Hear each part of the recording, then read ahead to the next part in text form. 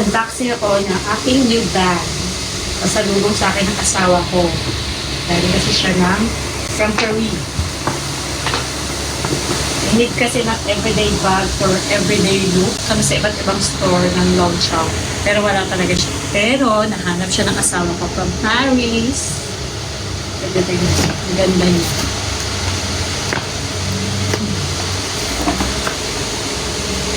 Ganito siya. At dream bag ko kasi yung new bag. Kaya lang sobrang mahal mo. Actually, meron naman siya sa store. Kaso yung yung handle niya. This one kasi, nakita ko online. Punta kasi yung asawa ko, may client siya na nag-shopping sa outlet sa Paris. Lada Bali. Bali, I don't know how to pronounce it. Ito yung stock na guys.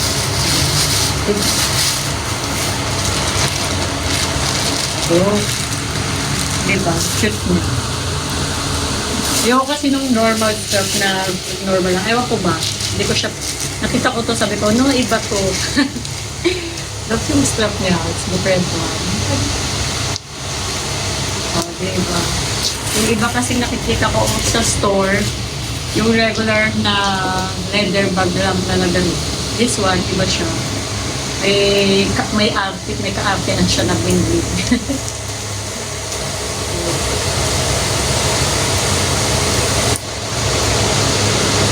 Init dito eh. Ayan, ganyan siya. Ang cute, diba? Kailangan ko kasi ng everyday bag para paglalabas ako, yung magagamit ko everyday, yung hindi ako mag-aalalang madudumihan kasi hindi naman siya ganun ka-expensive. Diba? Ang cute nito. Cute, diba?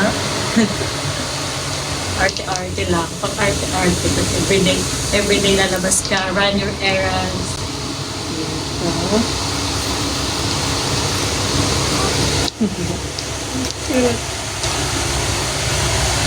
Iba yung handle niya dun sa mga nasa store. Yung mga nasa store kasi yung normal handle lang ang meron sila. This one, siguro limited edition lang yung handle niya. And it's gold kasi yung ano niya, metal everything. Yung sa store, I think silver siya. Pero nakita siya ng asawa ko. Okay. Oh, yun na. Just to brag this kasi pasalubong to ng asawa ko dito.